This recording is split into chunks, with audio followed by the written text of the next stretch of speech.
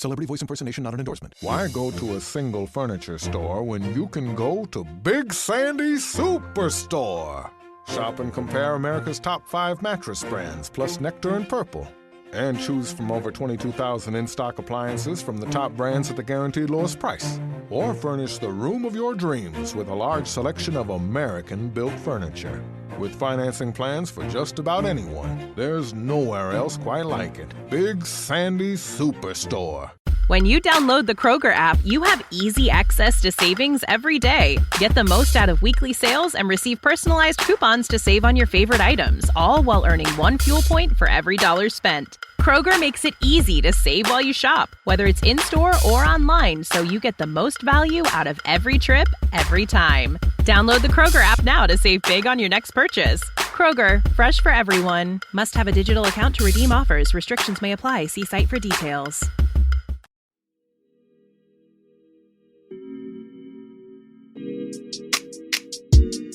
Hello, good morning, angels, and welcome back to Morning Rae. This is officially my 3rd time trying to record this intro, so let's hope 3rd time is a charm.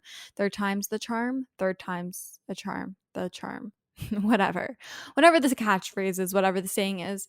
I'm Lani, and I'm so excited for today's episode. As per usual, I have Tess. Tess is a therapist and life coach who is going to be coming onto the podcast. It's a really great episode. I think there's going to be lots of tangible takeaways, a lot of good information.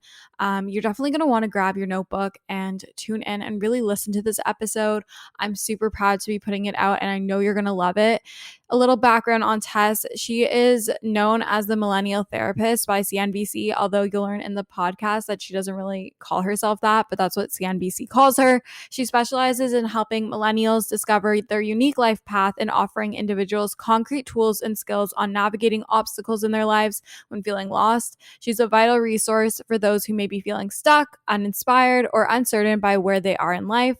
She brings her experiences within the worlds of psychotherapy and coaching together in her work with young adults on relationships, mental health, and career development.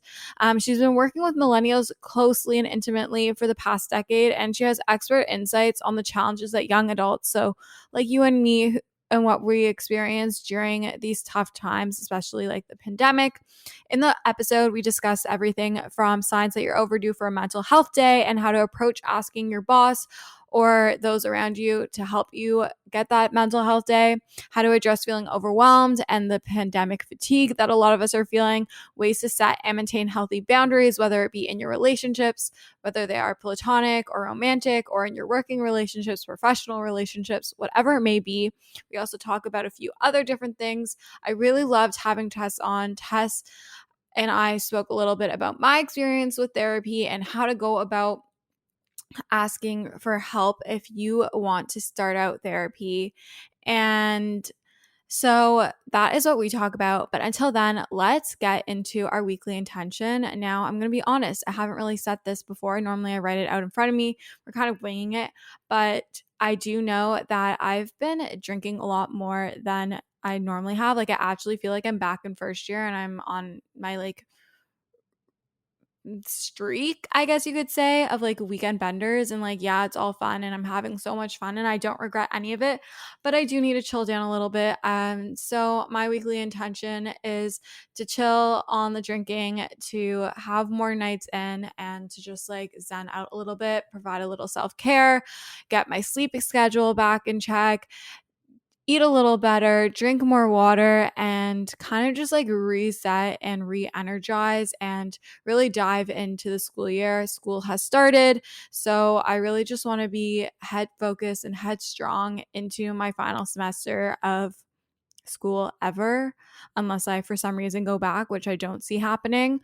But I just want to take a chill pill with the drinking. I'm tired, and that leads me into the tip of the week, and that's to really be aware of how you're feeling and to be aware of what you actually want and what your body needs and wants, opposed to giving into peer pressure. Yes, it's fun to go out and have fun, but you don't have to necessarily drink every single time you go out. You can have one cooler, or you don't have to get drunk. you can get like a nice buzz. Like lately I've been just doing like a shot or two of alcohol and then like a cooler and calling it a night, and then I'm not super hungover or feel super shitty the next day. I have like this nice balance. It's really good to be aware of when it's too much and to take the steps necessary in order to make yourself feel better and to put your mental and physical well-being and health first.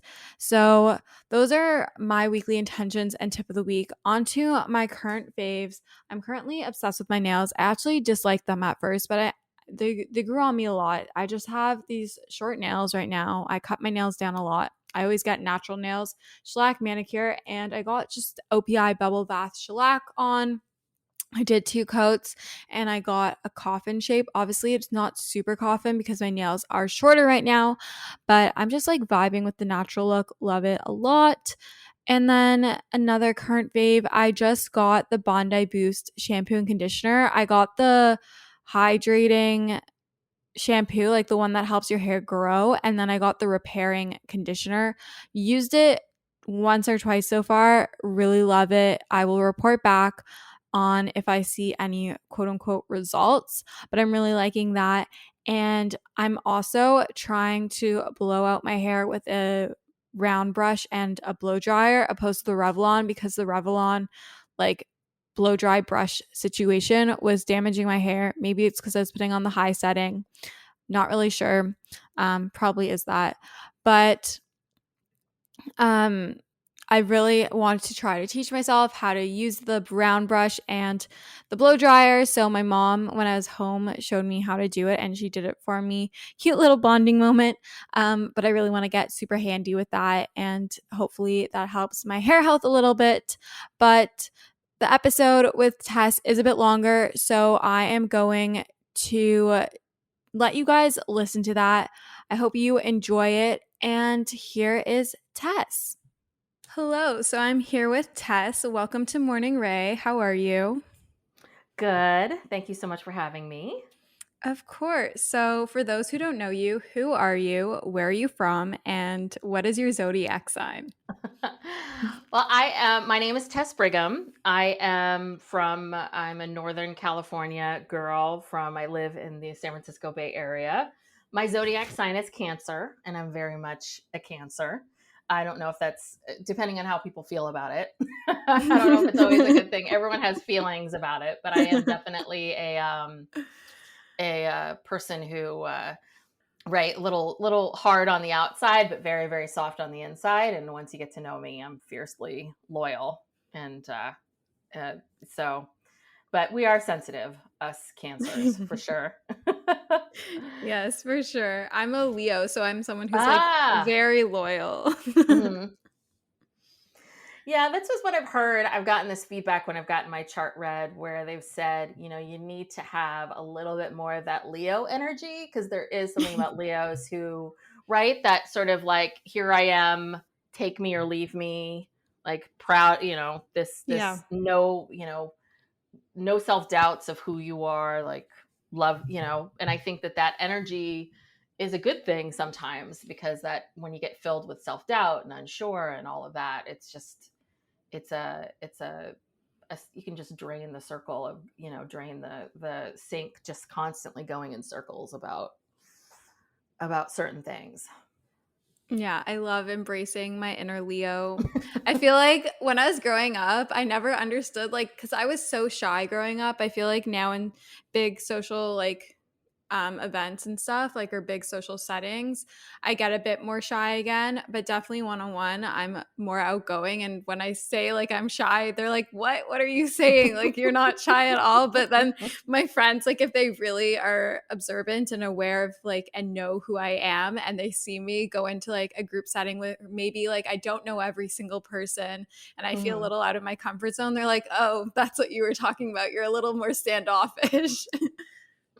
Yeah, I don't know many. I'll be honest. I only know a handful of people that are really good with a room full of strangers, right? Like, I think it takes a certain personality to be able to do that. I think that, I think most people across the board, if you don't know everybody, there is that that sense of, where do I fit in, you know, eh, which is very, very normal.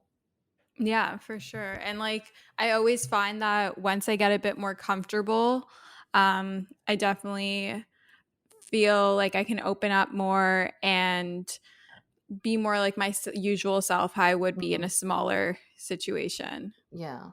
Yeah. Yes. So, Tess, tell us a little bit about your background, and you're a therapist, you're a life coach. Tell us like how you got there, what led you to become known as the Millennial Therapist. I'm so intrigued. Yes. So I did not call myself that. That was I wrote some articles for CNBC and they called me that. But yeah, so I am a licensed psychotherapist and a board certified coach, and I've been working with people for over 15 years, and for the last 10, I've been primarily working with young adults. At the time when 10 years ago, they were millennials. And now, obviously, millennials are getting older. We have a whole new generation, Gen Z, that's coming up. So it's mainly these two. So it's mainly people in their 20s into your 30s. Just during this time of your life where you're trying to figure out who you are, what you want, what life's all about, while simultaneously getting on a career path, figuring out about love. What is it that I want? Where do I want to live? How do I want to live my life? All of these big life questions. And so for about 10 years ago, I opened up a therapy practice actually in downtown San Francisco, and young adults, 20 somethings started showing up. And it really hit me how much, how different the world was when, as opposed to when I was in my 20s, and how the experience for someone in their 20s into their 30s is so radically different today than it once was, and that there weren't a lot of people out there talking about it, advocating for young people, talking about how difficult it is.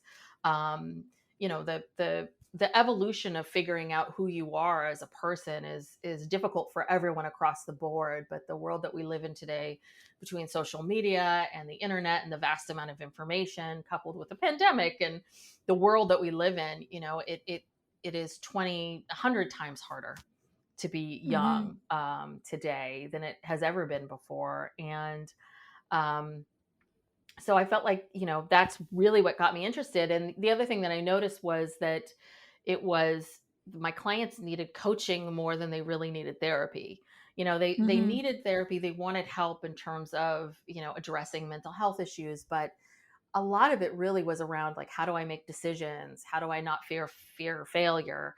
How do I figure out my career path? Like, how do I define my values? Like all of these things that really were much more action oriented and much more about the present into the future than really wanting to kind of go back into their past and figure out their relationship with their parents.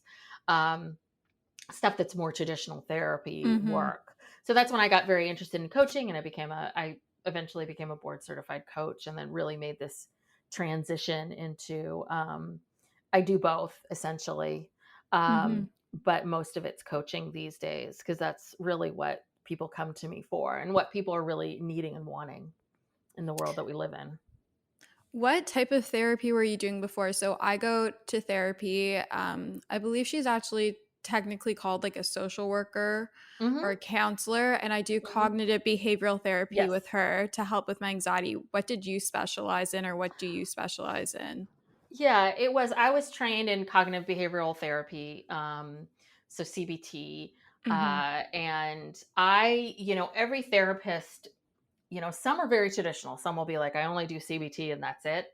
For me, I was trained in CBT, and that was what influenced me. And I also used a lot of what they call solution oriented therapy, which is, this idea of that's very similar to coaching. So, which is really about focusing on where you are in the present day, and what's happening for you now, really thinking about like, what are the solutions for things. I feel like my list of things to buy, to do, activities that involve spending money is never ending around the holidays, making the idea of investing and saving and thinking about your future to be a little bit more challenging, a little bit more overwhelming. Acorns makes it easy to start automatically saving and investing for you, your kids, and your retirement, even during the holidays. You don't need to be an expert. Acorns will recommend a diversified portfolio that matches you. You don't need a ton of time. You can create your Acorns account and start automatically investing your money in just 5 minutes. You don't need to be rich. Acorns lets you get started with the spare money you've got right now. That could be $5 a day or even just your spare change. That's right, Acorns can round every purchase you make up to the dollar and automatically invest your spare change for you. And you can get bonus investments just for buying the stuff you need from the brands you love. I personally love Acorns. It's simplified the investment process, which can be overwhelming and intimidating, but it just makes it so simple, so easy, and something more accessible no matter how much money you have to invest. Head to acorns.com/Alana or download the Acorns app to start saving and investing for your future today. Paid non-client endorsement. Compensation provides incentive to positively promote Acorns. Investing involves risk. Acorns Advisors LLC, an SEC registered investment advisor. View important disclosures at acorns.com/Alana. I'm super excited about today's sponsor. They've sponsored the podcast before, and this is a topic I'm super passionate about. I fear that us as girls struggle with PMS far more than we should, and we really shouldn't. I truly get the worst PMS symptoms. My boobs are sensitive, my face breaks out, my sugar controllings are out of whack. I feel like I'm just a bottomless pit. My mood is not the vibe, and Estro Control has been super helpful in helping manage those PMS symptoms and making that time of the month a lot more enjoyable. Estro Control is a formula developed by Happy Mammoth, a supplement company dedicated to making women's lives easier. Say no more. Estro Control contains science-backed herbal extracts that help support hormonal health, especially if you are someone like myself who struggles with PMS. It was created to help women feel like themselves all month long and to not struggle with the feelings PMS can cause. For a limited time, you can get 15% off your entire first order at happymammoth.com. Just use the code Alana at checkout. That's happymammoth.com and use the code Alana for 15% off today. Less about, and this is the same thing with cognitive behavioral therapy, is less about like going into the past and kind of rehashing everything and having to kind of talk through every trauma and every difficult situation. There's a lot of schools of thought that, going back and re-talking about trauma over and over again just re-traumatizes the person. Mm-hmm. That it's really about trying to understand what are the underlying thoughts and feelings, what are the limiting beliefs, what are the beliefs about yourself, what are the thoughts about yourself that are keeping you stuck and not able to see yourself in a different light and essentially rewrite your story of how you see Mm-hmm. yourself in the world. And so that's a lot of the work that I'm doing. And so the coaching really lended itself to that. So yeah, I know it's very confusing because there's licensed clinical social workers who are basically perform therapy. Yeah. And then I'm an MFT, which is marriage and family therapy, but it's this license isn't just to work with marriages and kids. And, it's really designed to work with relationships and interpersonal stuff. And then, but yeah, there's PhDs and PsyDs. There's so many people out there. And I know it's incredibly confusing for most people about like, what exactly is this? And I always tell people that it really comes down to being super busy can make it really easy to fall into a dinner time recipe rut, or even with your lunches. Any meal, honestly, can get you into a rut, especially with a busy schedule this fall. You can keep mealtime exciting with over 40 recipes to choose from every single week, so there's always something delicious to discover with HelloFresh. It's truly a no-brainer. It does all the shopping and meal planning for you. Ingredients arrive at your doorstep, pre-proportioned and ready to cook, along with pictured step-by-step recipe cards. It's never been easier. I personally love HelloFresh as a way to get exposure to new recipes, make my life a bit easier as a busy 20-year-old in the city. And I love that it's worry-free, it's super easy, it's convenient, and gets delivered straight to my door. Go to hellofresh.com/50rae and use code 50rae for 50% off plus free shipping. That's hellofresh.com/50rae and use code 50rae 50rae for 50% off plus free shipping. HelloFresh is America's #1 meal kit, and thank you for sponsoring today's episode of Morning Rae. No matter whether it's therapy or coaching or whatever it is, it's really about whether or not you like this person. Like, do I want to talk to this person? Do I want to share my thoughts and feelings with this person? And do I think they're capable of helping me? And 100%. And if those two things are there and you're ready to do the work, and to work on yourself, then that's the combination. The rest of it, like, where they were trained and what modalities and all of those things doesn't really matter as much as it does the relationship that you have. Yeah, for sure. I always am saying to my community online, because they're like, how did you find your therapist? Was it the first one that you started talking to that you really clicked with? And for me, it wasn't. I've had a lot of one-off sessions, and I found I didn't really connect with them. But my therapist right now, I've been working with her since October, and I just feel like I'm able to really truthfully open up to her. Before, I kind of felt like I was lying to my therapist. I felt like I was still putting on the act that is putting on for everyone else, that everything was okay when it really wasn't. I was feeling burnt out. I was overworking myself. I was having these constant what if and should have thoughts, being an extreme perfectionist.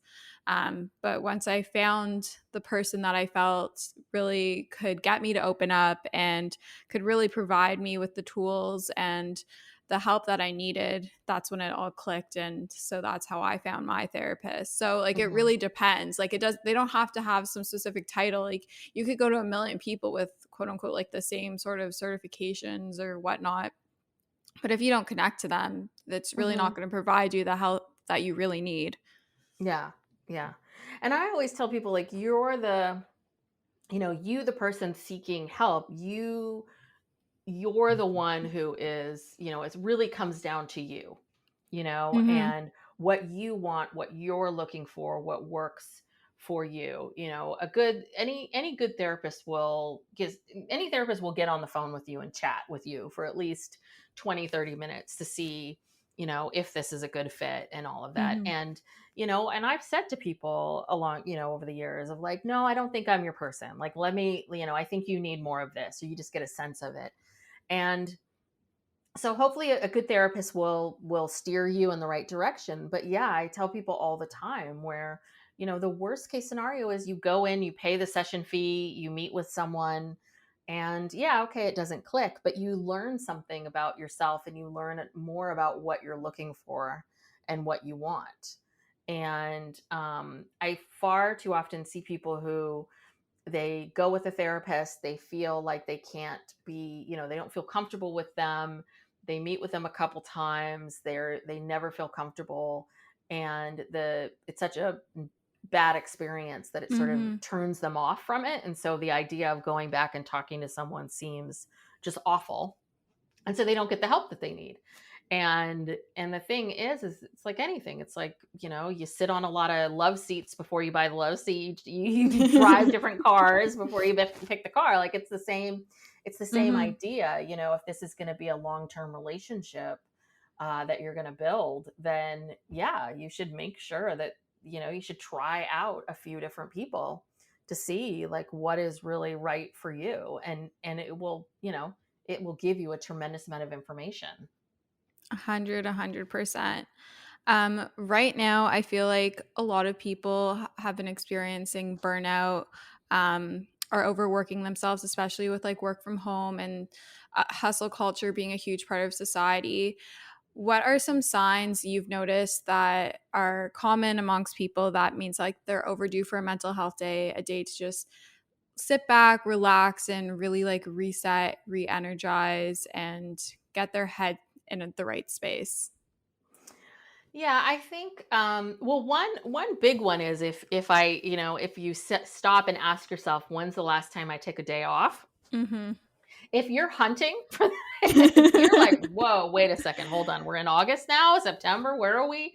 I mean, if you're really having to hunt, then that means you're way overdue for a mental health day. I mean, you should have some sort of idea of the last time you took any time off. But, other than, that's a big one. But the other ones are just, irritability. If you Mm-hmm. find yourself getting short with people, Mm-hmm.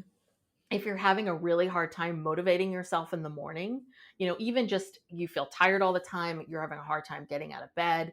If things that normally would be so simple for you, so straightforward, feel overwhelming. Mm-hmm. And that same thing with the irritability of like, getting emails from people and asking you for things. And normally you wouldn't care at all, but now you're really annoyed. You can't stand it. Like things that feel like you don't quite feel yourself, then Mm-hmm. those are really good signs that you're way overdue. And I also am a big believer that even if maybe you're like, I'm irritable, but not that irritable, and I'm struggling to get up in the morning, but it's not that bad. I think especially after the year plus, what is this? What are we on now? 18 months or something here. After the year and a half that we've had, everything that's going on in the world, we all need, we need a mental health year more than a mental health day. Oh, yes. And so I do believe that even if you're sort of on the fence, it's better for you to say, grab it, take it, you know, um, do it, even if you have the inkling for it. So if it's somewhere in your mind, absolutely go for it. And I so agree with you that we live in this hashtag hustle culture, that we live in this world where we feel like the only way we can take a time off ever is if we kill ourselves, right? If we're Mm-hmm. 14, 15 hours a day and we're at this place of complete and utter burnout that our organs are shutting down, it's like finally people are like, oh, maybe you should take some time off. So um so I think that part's really hard for some people to feel like, oh, do I really deserve it if I'm not absolutely utterly miserable and so tired and so burned out, like, do I have the right to even take a little bit of time off? But what's important is that, like anything else in life, if even if you're not all the way there, it's better to be, it's better to be at the 50% mark, or than to really wait till you're so burned out. Because if you're already, your batteries already need to be recharged. And so you don't need to be completely drained in order to do it. It's actually better for you. It's better for you. You'll get a lot more from it if you're at a point where you're like, oh, I'm needing a little bit of a pick me up. I'm not terrible, but it's not great. You're better off taking that time before you're, completely, completely out of it. And because that's the other thing, right? If you wait till you're so burned out, then one day, 2 days isn't going to be enough. So you're better off sort of managing your time now and taking a day here and there more often than just sort of waiting and waiting and waiting. 100%. How would you recommend someone who maybe works a corporate 9 to 5, who might be a little bit intimidated by their boss or whoever they're reporting to ask for that time off? I feel like there's still this stigma around taking a mental health day, even though within the past year it's become more of a common conversation amongst like our family and our friends. How would you recommend for them to reach out to whoever their supervisor is or their manager to ask for that mental health day? Yeah, I mean, I think that some of it is a bit of looking at and figuring out, like, do you have time off? If you have time off that you can take, you just take it. You don't have to sort of explain Mm-hmm. what the time is for. I think that if you do work in this really corporate job and it's not, the idea of taking a mental health day is not as accepted, then I think you don't even need to go in and explain what it is. You just simply say, I'm going to, I'd like to take some time off. These are the dates, and get it approved. if you're at a company that you feel like, or if you don't want to take any of your scheduled time off because you want to use it for vacation time, Mm-hmm. if you're at a company, again, it comes down to the company and the relationship that you have with your boss. I think it's about just simply being, scheduling some time to talk to your boss, being very direct, but you also don't have to get into and prove to them and get into the nitty gritty of, oh my God, and I'm struggling and this is what's happening. I'm getting irritable, any of that. I think it's really just a matter of letting them know, like, this is how I've been feeling. This is what I need. This is what I'm requesting.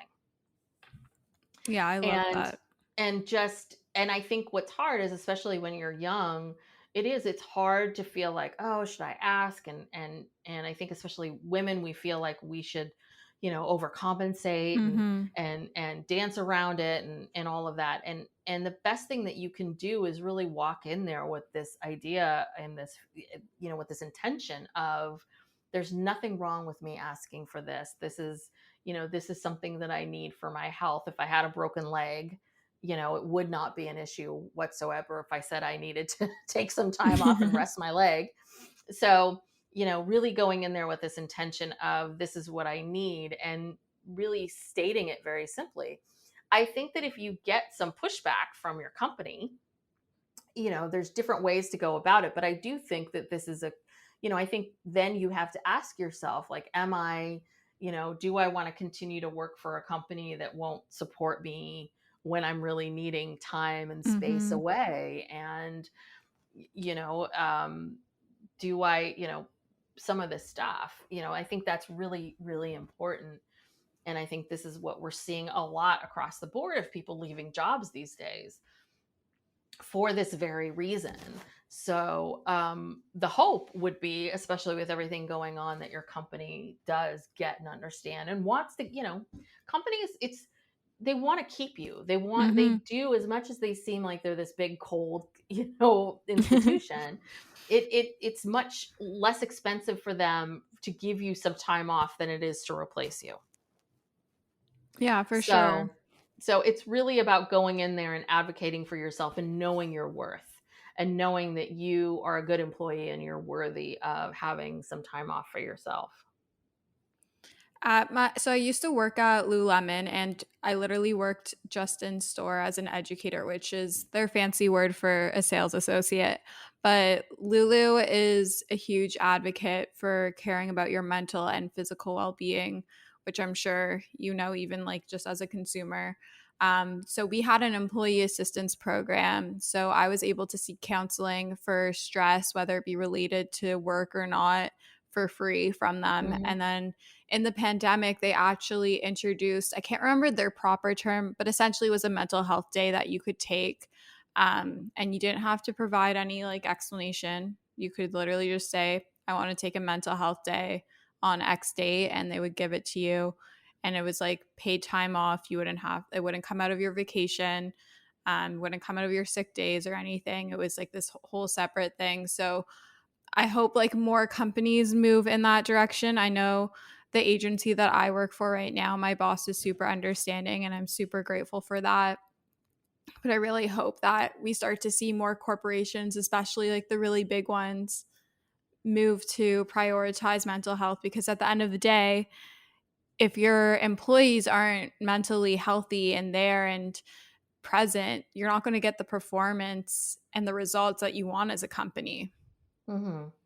Yeah, I think one of the byproducts of the, COVID has been incredibly devastating on so many levels. But, Mm-hmm. I do think that one of the silver linings of COVID has been that, number one, that it has really broken down a lot of this mental health, this belief that if you struggle with mental health issues, if you seek help, that there's something inherently wrong with you, that Mm-hmm. you're broken in some way, shape, or form, which has been a big misconception for such a long time. Mm-hmm.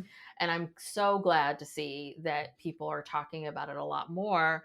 And I think that you're absolutely right. I see this just, in my own, especially being here in the San Francisco Bay Area, there are so many companies, so many startups that are, what they're doing is they're creating these platforms and getting contracts with these big companies to be able to provide, coaching and therapy for the employees, and making it, easier for employees to seek the help that they need and making it free. And I agree with you that I think that, we have this built-in system right now where, there's this idea of your health care is paid for by your company, and that you have these copays, and that, you go to the doctor and it's you get what you need, and it's not going to break you. And there needs to be that same thing with therapy, because the problem now is that the system of therapy, it's been broken for a long time. I have a very small private practice in the Bay Area, and I myself and many other therapists that I know, we do not take insurance, because the insurance companies make it so difficult for us, and they don't compensate us. So being super busy can make it really easy to fall into a dinner time recipe rut, or even with your lunches. Any meal, honestly, can get you into a rut, especially with a busy schedule this fall. You can keep mealtime exciting with over 40 recipes to choose from every single week, so there's always something delicious to discover with HelloFresh. It's truly a no-brainer. It does all the shopping and meal planning for you. Ingredients arrive at your doorstep, pre-proportioned and ready to cook, along with pictured step-by-step recipe cards. It's never been easier. I personally love HelloFresh as a way to get exposure to new recipes, make my life a bit easier as a busy 20-year-old in the city. And I love that it's worry-free, it's super easy, it's convenient, and gets delivered straight to my door. Go to HelloFresh.com/50Rae and use code 50Rae for 50% off plus free shipping. That's HelloFresh.com/50RAE and use code 50Rae, 50RAE for 50% off plus free shipping. HelloFresh is America's #1 meal kit, and thank you for sponsoring today's episode of Morning Rae. Lucky Land Casino, asking people, what's the weirdest place you've gotten lucky? Lucky? In line at the deli, I guess? Aha, in my dentist's office. More than once, actually. Do I have to say? Yes, you do. In the car before my kids' PTA meeting. Really? Yes. Excuse me, what's the weirdest place you've gotten lucky? I never win and tell. Well, there you have it. You can get lucky anywhere, playing at LuckyLandSlots.com. Play for free right now. Are you feeling lucky? No purchase necessary. Void where prohibited by law. 18 plus. Terms and conditions apply. See website for details. It does create this thing of, like, most therapists, we want to help people, and we don't want to gouge people, but we also need to make a living. And I live in an incredibly expensive place where at the cost of living, everything costs a lot to live here and to pay rent and all of these things. So it is, you're constantly in this bind where that insurance companies, right? If you're an outside provider, they're only going to reimburse you, 20, 30, maybe 40% of what the cost of therapy is. So therapy becomes this really difficult thing to get and find. And it becomes something that financially gets really tough for people to seek out for themselves. So there has to be some sort of shift in the system where companies are paying for it, and therapists, coaches are are compensated for it. There's got to be a balance to it, right?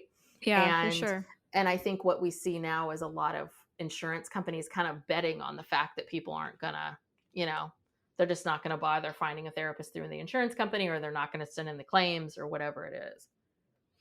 Yeah, so my mom actually works for an employee assistance program. It's called Homewood Health. So throughout COVID, their sales have gone up tremendously because now so many companies are reaching out seeking these programs. They provide like counseling, whether it be for like stress, anxiety, PTSD, etc. They also do, I believe, addiction services to help with that. But a lot of companies are starting to introduce it, which is great, but there is this divide. It's almost as if therapy is a privilege when it really shouldn't be. It should be accessible to everyone. but there's like what you said, there's like this gentle dance that you have to make, that the therapists are still able to make a living and have their own livelihood, but help as many people as possible, right? Mm-hmm. Mm-hmm. Yeah. And therapy coaching, like this is a profession where it's not, you can't see 40 people in a week. It is the kind of profession where it is, it's time, it's draining, it's time consuming, all of these things. So it's really important that people, that we don't create the system where we put like people into these, therapists into these factories of seeing one person after another, that we find some sort of middle ground so that everyone, gets their needs met. And so I know this is just the beginning. I know it's going to take many, many years, but this is the other thing where I say to people, this is what young adults, millennials, Gen Zers have really done, is they have destigmatized on a whole new level therapy across the board, because they're willing to talk about it, they're willing to share about it. You're here talking about it on your platform, like talking about it and making it so that it's okay for someone to say, oh wow, okay, yeah, I can go seek help. That's, yeah, great, this is someone I admire and she's seeking help, which is huge. Yeah, and even now, like apps like Talkspace and BetterHelp, they're being advertised on so many platforms, on social media, on other podcasts. So many people are openly discussing and sharing these resources, where before I felt like it was very hush hush. Like it's like, oh, she's going to therapy, what's wrong with her? Versus now it's like, I'm going to therapy, I want to go to therapy. For a lot more people, yes, there's still that divide where people are very self-conscious about it. And there's still the stigma, but I definitely feel like my generation is starting to move the needle, and I'm proud to be a part of that. Absolutely. So we spoke a little bit about COVID and the pandemic. What are some ways that you can help address feeling overwhelmed or the fatigue that has come along with the pandemic, constantly being stimuli? I can't think of the word right now. Stimulated by technology and screens and everything, and being like in this constant state of anxiety from not knowing what tomorrow looks like. What are the best ways to address these feelings? Yeah, I think always the best and first way is just the simple acknowledgement of the feelings.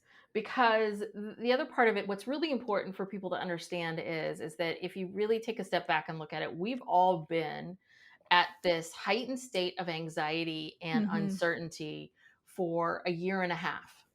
So if you think about someone who goes to war, like a tour of duty is a year. And we see, we are very accepting of someone who comes back from war, who's been at this heightened state of anxiety for a year, that, yeah, they were going to have PTSD symptoms. There's going to be a struggle. It's going to be difficult. So even though, maybe like being at home and working from home hasn't been exactly a war zone, the simple fact of not knowing what tomorrow is going to bring, the simple fact that no one's been able to plan anything. I mean, that's the other part of it too, is we originally thought this was 2 weeks, then a month, and then maybe the summer, and then, the end of the year. And now, right. And people are now going back, and we're talking about the Delta variant. Right. And so the constant going back and forth, like those feelings. So if you're feeling really anxious, if you're feeling overwhelmed, if you're feeling fatigued, like all of those feelings are very normal and natural to feel. So don't judge yourself for them. This is something that a lot of people do, which is we have feelings and then we judge ourselves for having the feelings. And then we feel bad for judging ourselves for having the feelings about the original feelings that we had. And it's layered upon layered upon layered. And so it's really about letting go of the judgment of and just really focusing on the core feelings of whatever it is, if it's fatigue or anxiety, whatever that part is. And then the next part after the acceptance of it is really thinking about what's within my control and what's out of my control. So, on the big picture stuff of what's happening in the world and, what's happening with the Delta variant and what's going on, right? So many of these things are very much out of our control. Mm-hmm. But what's within our control is figuring out like, what is my comfort level of, who are the people that I want to spend time with, that I feel comfortable being around, who are, where do I feel comfortable going and not going when, where do I feel comfortable wearing a mask, where I don't, all of those things that Mm-hmm. really understanding for yourself and being okay with the fact that you might say like, hey, I don't feel comfortable going there or doing that thing, or if I'm going to go, I'm going to wear my mask the whole time. And those are the things that are within your control of making those choices. And it's the same thing with how you spend your time during the day, right? So Mm-hmm. you can't control your people constantly emailing you, but you can control how do you start your days? Are you getting up and rolling out of bed and getting right on the computer and responding to everybody's emails? Or are you getting up and like having a morning, having breakfast, Mm-hmm. working out, and getting yourself centered for the day? Are you prioritizing projects and tasks that you need to do that are within your control, that are going to help you in your career? And then responding to emails and being like, okay, this is the time I'm going to respond to you. So you have, that's the part that's really important is that working from home has allowed us to have a lot more control over our schedules. And what I'm seeing is so many people are just filling all moments just working and not doing enough for themselves. You have control over taking a break for lunch, of scheduling meetings, saying no to this meeting because you have too many meetings, Mm-hmm. really picking and choosing. And again, how do you spend your evenings and who do you spend it around and all of that. So it's about making choices, because the thing is that, so much of this has been out of our control, and the feelings, this whole pandemic, everything that's happened has been something that we did not choose for ourselves, that we can't control. So that feeling of loss of control, that creates that frustration and anger and the fatigue. And so if you keep bringing it back to, okay, what is within my control in my orbit, then that will help you feel more like, oh, this is my certainty. I have certainty around this. I'm certain that I'm going to have a lunch hour, right? I have Mm-hmm. certainty around and control around that I start my day like this, whatever that is for yourself. So that part's really, really important. What's within your control and out of your control, and the things that are within your control. How do you create an environment for yourself where you feel like it's conducive to you and what you need and want to the best of your ability? 100%. I have always been someone that has put so much emphasis on having a morning routine, whether it's a million steps or it's literally 3 that day, just having something to set myself up for success. For me, it's getting some fresh air, making sure I'm hydrating myself. You get super dehydrated when you sleep. It also really helps like energize you, just drinking some water, getting some movement in some sort. And I feel like that allows me to really be able to not feel super overwhelmed going into my workday and opening up my computer. I've also stopped answering emails from work after a certain hour. On the weekends, if I have an email come through, it is on my phone, but I won't let myself answer it. And before I used to. And even today, my coworker Ashley, like she's on vacation and I see that she's answering emails. I literally texted her, I'm like, stop answering emails, like you're on vacation, it can wait. Like you can take your vacation. You don't need to be like emailing. Like someone can wait like 24 hours. Like they'll be fine. If they have an issue, I'll take care of it. So like really that goes into like setting your boundaries. So what are ways that you tell your clients to set and maintain those healthy boundaries, whether it be within work and personal relationships and life in general? What are your tips for setting and maintaining those boundaries? Yeah. So the first step is always to first figure out what are your boundaries. And that something for some people that might take like really sitting down and thinking like, what are my boundaries? Like what does feel right for me? And I think that is always a process. I often say to people that, your boundaries they will ebb and flow in your life, right? For some people, they get tighter and more rigid because they know that's what works for them. Other people find like, oh, I get looser over here, but tighter over here, right? Like some of this is the evolution of it. So what's really important is it's really figuring out first, what are your boundaries? What feels comfortable to you? What feels right to you? And then once you've defined those, then it's about, then you want to implement them into your life. And so some boundaries we implement and we don't need to tell anybody about, which is, one of them might be like, I only respond to emails, well, I don't respond to emails on the weekend. So you don't really need to make that announcement to everybody, right? It's really about you making that personal choice for yourself. And then the hardest part about boundaries is this: it's sticking with them. It truly is. It is just like what you're saying. Like you get that, and I do this too. And I too struggle with this, which is you get the email and you're like, God, it would be so simple to just respond really quickly. Yes. but yeah, it's being able to say no, like, that is not an emergency. Like nothing's going to fall apart. I will do that on Monday. And so that's the hardest part, is really you sticking with them. So that's why, if you're new to setting boundaries, that, sometimes it might just be one thing that you do. You start with one thing. If you know that it's going to be hard for you, trying to create 15 boundaries, you're going to get overwhelmed and it's going to feel too much and you're going to stop. So pick a boundary or two that you want to start and implement them. And then again, sometimes you don't have to say anything to people. Other times you do. Sometimes you do have to say to someone like, hey, I need to move this meeting to this time. And again, it comes back to this idea of when you go to your boss about the mental health day, of like not getting into a big, long explanation of what's going on. I think, again, we feel like, well, can I move this meeting to this time? Because like I'm busy over here, blah, blah, blah. It's really about like, hey, we have this weekly meeting. I need to meet. I need to move it. These are some times that I can move it to. And just doing that and just saying, okay, this is how it is.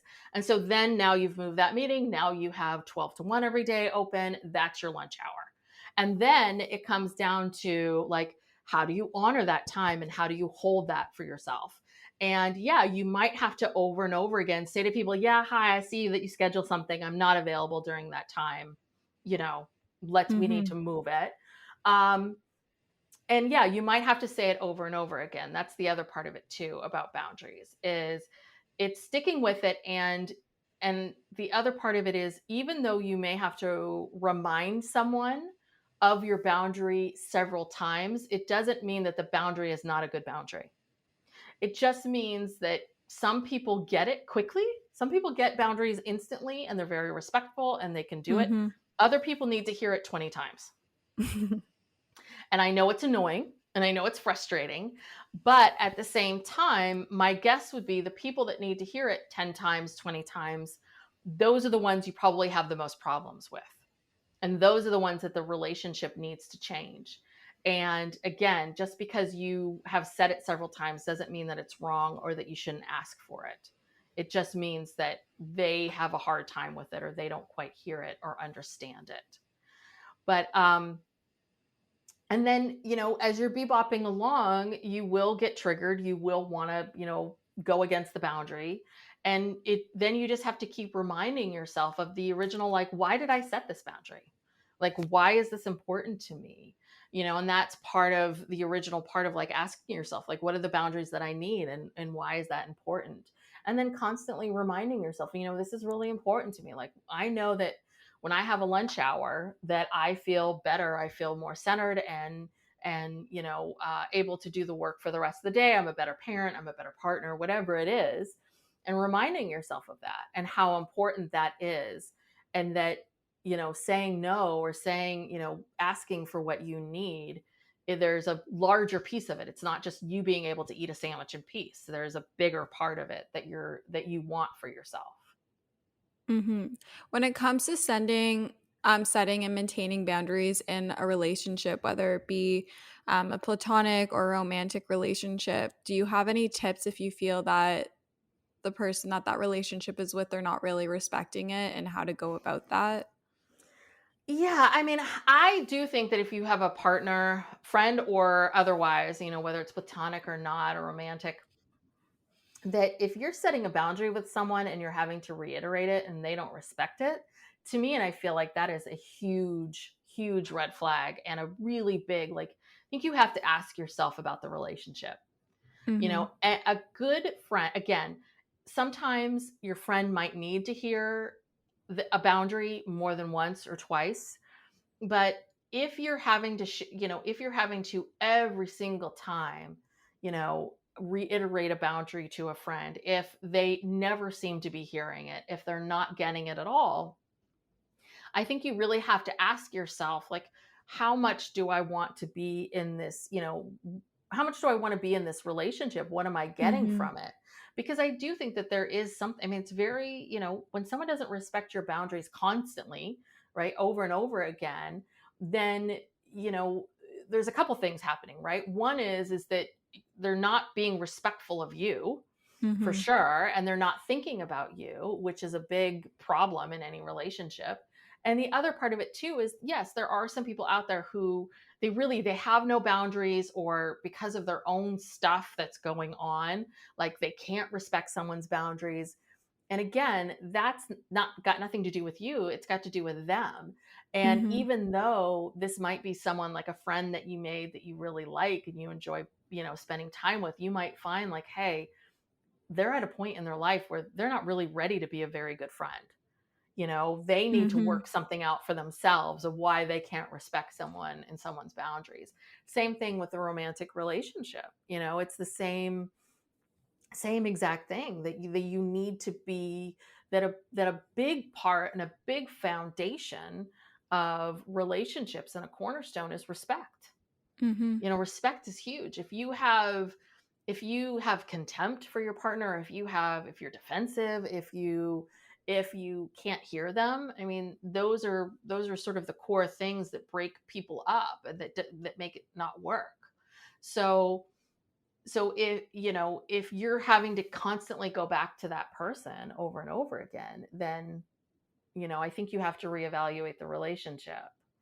um but I think the same thing is just as what you would for a coworker or anyone else. I think it's the same Mm-hmm. thing of you figuring out, like, what is it that I need in this relationship, going and asking for it, explaining, you might want to spend a little more time explaining to a partner, like, why you need it, and Mm-hmm. why this is important to you, and then having to stick with it and making that a priority. But I do think that there is something of, if you've explained this 5 or 6 times, then that's a problem.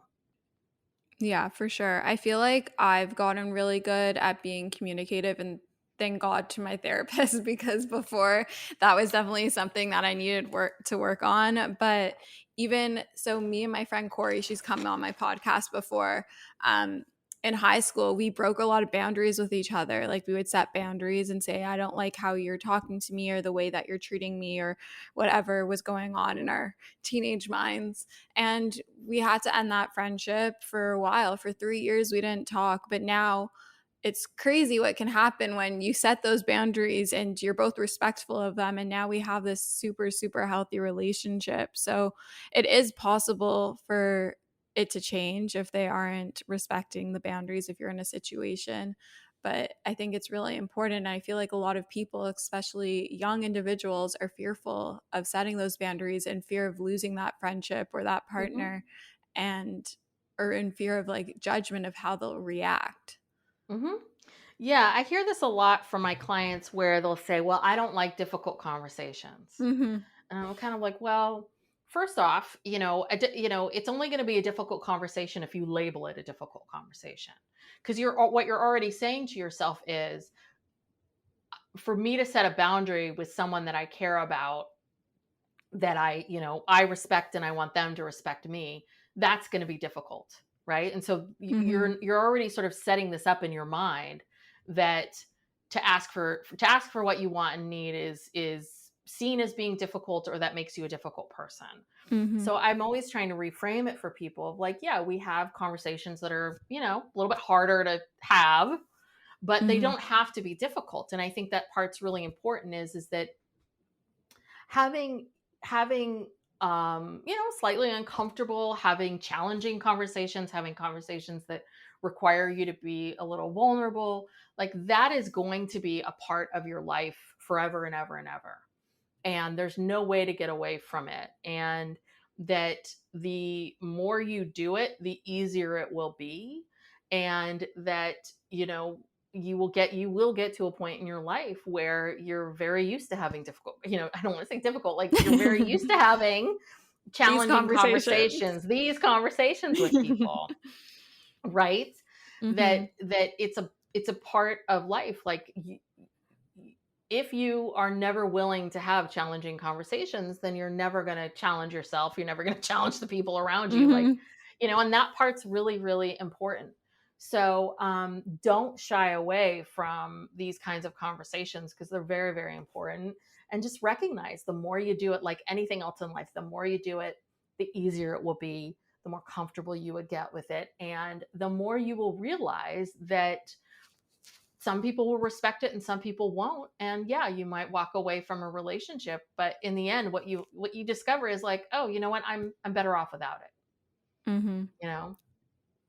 And if you're listening to this and you're like, oh, but I couldn't do that. I'm Alana. I've done that and I worked through it and now it's a lot easier. So it's very much possible.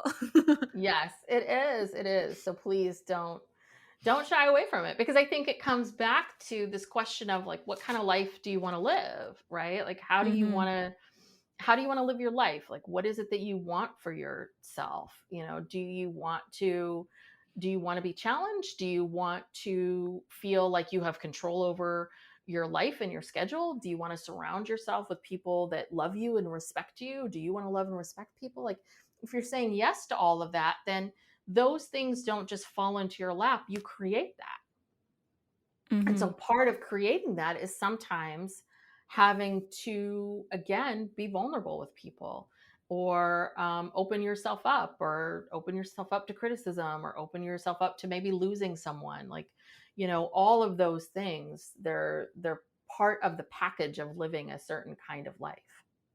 And I've learned that it's okay to be selfish. It's okay to put yourself first. I feel like it's so easy, especially if you're a people pleaser, to put everyone else's feelings and how they might react in front of your own. But it's really important to take a step back and be like, no, it's my life. I'm not living for others. I'm living for myself. Yes. Because no one else has to live your life but you. No one else. No one else has to go to your job. No one else has to date the person that you're dating. You know what I mean? Like, nobody else has to live your life. That's it. Just you.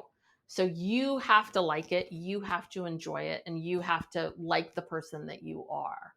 And that's really the challenge, is every day getting up and, continuing to grow and continuing to, develop and like the person that you're becoming. Yes. And yes, Tess, we've spoken about so many amazing things. If you were to leave one piece of advice for a listener, and this is all they were going to take for the episode, what would it be? Well, it's funny because I was giving this talk the other day, and I was doing it with this woman, and it was interesting. She gave such a great advice, and I'm going to steal it from her, which I thought was great, because one of the number one things that I see with my clients and the people that I work with is, everyone has this constant running dialogue of, negative thoughts, negative thinking, right? We are so hard on ourselves. We are so loving and kind to other people. But when it comes to ourselves, that we don't really love or respect our humanness, right? We beat ourselves up for making mistakes. We beat ourselves up for failing, all of these things. And she said that, imagine what it would be like if you just really, really loved yourself. Like, imagine what that would be like. Like, imagine if you really loved yourself and thought about yourself with that same level of love. I'm paraphrasing what she said. But I thought it was so interesting, because we are so quick in our minds to want to go to this place of self-criticism.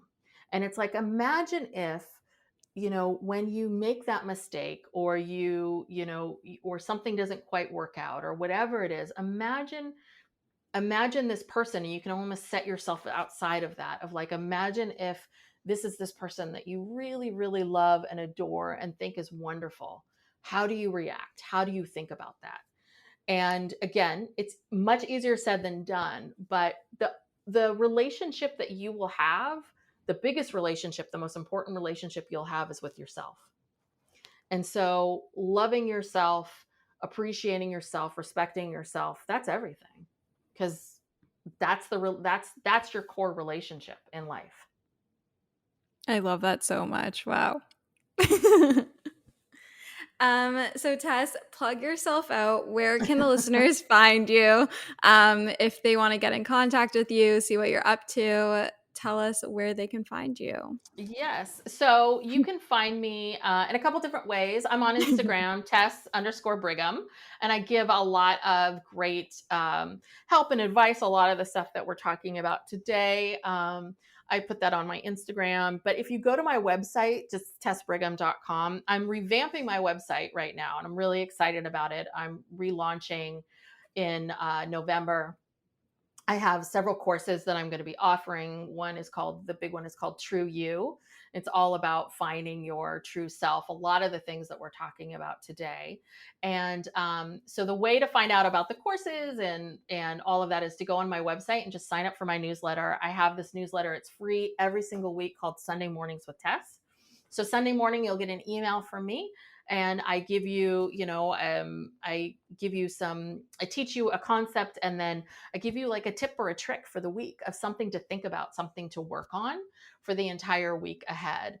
So it's really, my clients love it because it helps you really set your week in a really great space.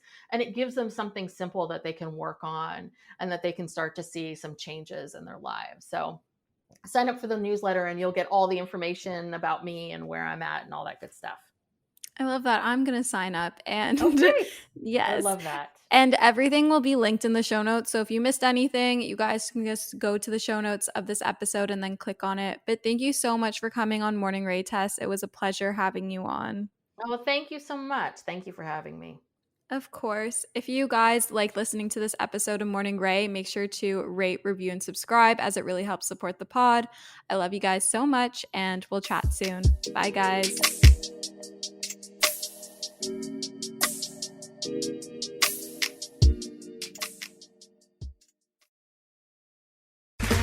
Okay, round two. Name something that's not boring. A laundry? Ooh, a book club. Computer solitaire, huh? Ah, sorry, we were looking for Chumba Casino. That's right, ChumbaCasino.com has over 100 casino-style games. Join today and play for free for your chance to redeem some serious prizes. ChumbaCasino.com. No purchase necessary. Void where prohibited by law. 18+. Terms and conditions apply. See website for details. Lucky Land Casino, asking people, what's the weirdest place you've gotten lucky? Lucky? In line at the deli, I guess? Aha, in my dentist's office.